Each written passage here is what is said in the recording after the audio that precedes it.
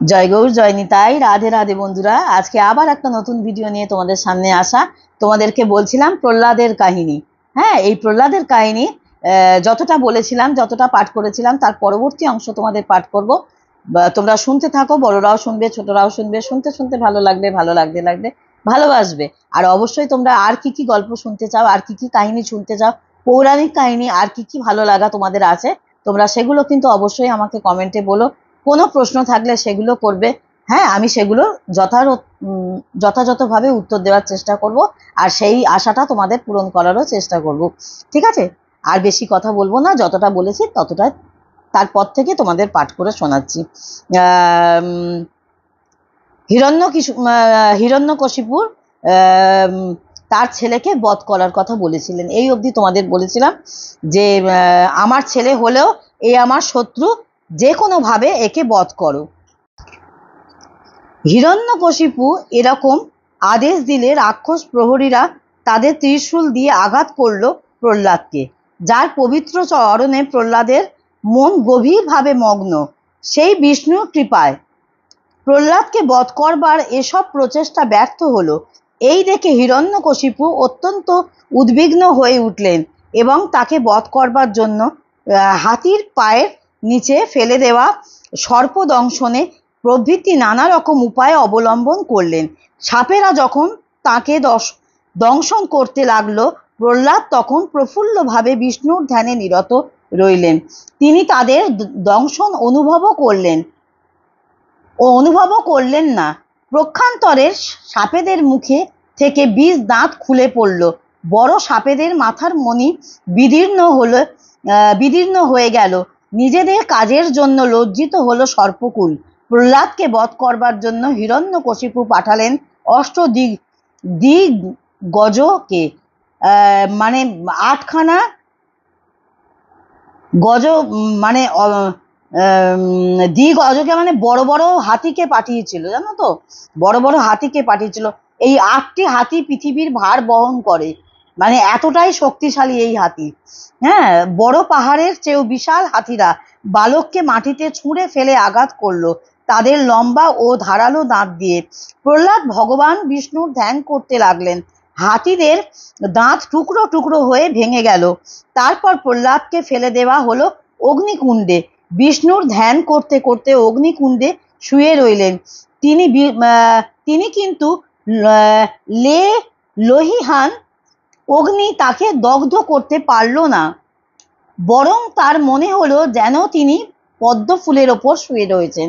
এসব দেখে হিরণ্যকশিপু ভীষণ দুশ্চিন্তায় পড়লেন। বিস্মিত শুক্রাচার্য ও অন্যরা তাকে দুশ্চিন্তা করতে নিষেধ করলেন, কারণ তারা ছিলেন তখনও নিতান্ত বালক। বয়সের সঙ্গে সঙ্গে উপযুক্ত উপদেশ পেলে তার দৃষ্টিভঙ্গি বদলে যাবে বলেই তাদের ধারণা। তাদের সান্ত্বনা বাক্য হিরণ্যকশিপুর তাদের ক্রোধ কিঞ্চিত প্রশমিত হলো এবং তিনি আবার প্রহ্লাদকে গুরুগৃহে পাঠালেন। আবার শিক্ষকেরা তাকে বৈশ্বিক নীতি ও রাজ ধর্ম শেখাতে লাগলেন, কিন্তু এসব বিষয় প্রহ্লাদের আস্থা জন্মালো না। একবার শিক্ষকদের অনুপস্থিতির সময় সতীর্থদের কাছে প্রহ্লাদ ভগবান বিষ্ণুর মহিমা কীর্তন করলেন আর তুচ্ছ বিষয় সম্পত্তির অসরতার কথা বললেন। তার কথায় মোহিত ও তার দিব্যভাবে আকৃষ্ট হয়ে তারা নিজেদের খেলনা ফেলে দিয়ে তার চারিদিকে জড়ো হলো। তাদের দৃষ্টিও অন্তর কেন্দ্রীয়ভুক্ত হলো প্রহ্লাদ তাদের শেখালেন কিভাবে ভগবান বিষ্ণুর আরাধনা করতে হয়। এই অসুর বালকদের মন নিষ্কলুষ ছিল বলে তারা প্রহ্লাদের উপদেশ গ্রহণ করলো। তখন থেকে তারা শিক্ষকদের দেওয়া বৈষয়িক জ্ঞান গ্রাহ্য করত না। শিক্ষকেরা লক্ষ্য করলেন যে বালকদের মধ্যে নির্জনে ধ্যানের প্রবণতা ক্রমেই বেড়ে যাচ্ছে। এই ঘটনা তারা খুবই ভয় পেলেন এবং সমস্ত বিষয় জানালেন তাদের প্রভু হিরণ্যকশিপুরকে।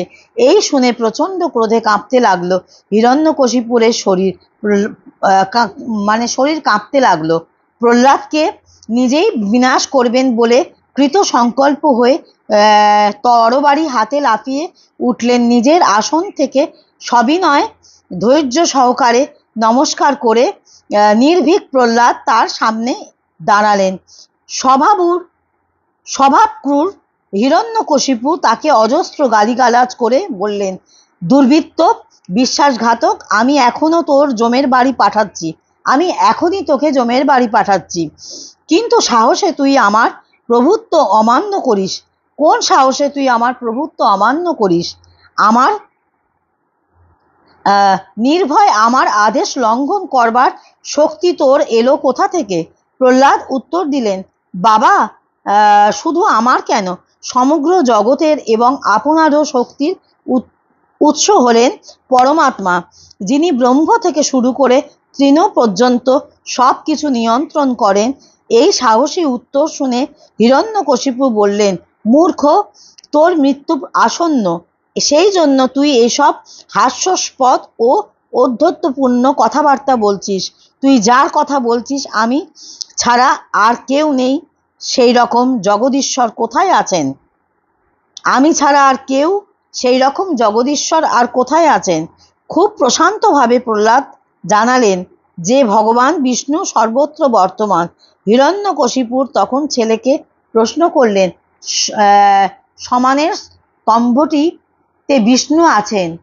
সামনের স্তম্ভটিতে, সমানের নয়, এখানে প্রিন্টের একটু গন্ডগোল আছে, সামনের স্তম্ভটিতে বিষ্ণু আছেন কিনা? প্রহ্লাদ বললেন, আমি তাকে সেখানেও দেখতে পাচ্ছি। আমি জগতেশ্বর, আমি জগতের ঈশ্বর। আমি এবার তোর মাথা কেটে ফেলবো। হরি যদি পারেন তিনি তোকে বাঁচান। এই বলে হিরণ্যকশিপু লাথি মারলেন সেই স্তম্ভে, যেখানে প্রহ্লাদ ভগবানকে দেখতে পাচ্ছেন বলে জানিয়েছিলেন। তৎক্ষণাৎ সেই স্তম্ভ থেকে এক ভয়ঙ্কর শব্দ উত্থিত হলেও সেই শব্দ শুনে দেবতারাও ভাবলেন যে এবার জগতের ধ্বংস আসন্ন।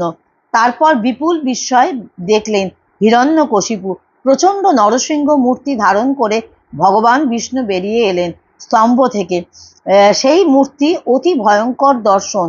আগুনের মতো তিনি, দুটো চোখ, ছুরিকার মতো জিহ্বা, লোমশ কাঁধ, দুদিকের দুই দাঁত চন্দ্রকলার মতো বাঁকা, উঁচু কান খাড়া হয়ে রয়েছে। হাঁ করা তার মুখ, পর্বত গুহার মতো নাসারন্ধ্র, ঘাড় মোটা ও ছোট্ট প্রস্থ বক্ষ, চারিদিকে তার অনেক হাত, আর তার নখ অস্ত্রের মতো দেখাচ্ছে। হিরণ্যকশিপুরের সামনে দেখানো সেই মূর্তি এতেই ভীষণ যে কেউ তার সামনে যেতে পারল না। দৈত্য দানবেরাও চারিদিকে ছুটে পালিয়ে গেল। আজ এই পর্যন্ত বন্ধুরা, পরবর্তী অংশ আবার পরবর্তী ভিডিওয়ে বলবো। ততক্ষণ তোমরা সঙ্গে থাকো, সাথে থাকো। রাধে রাধে, জয় গৌর, জয় নিতাই। কিছু একটা কমেন্ট করো, ভালো লাগবে। রাধে রাধে।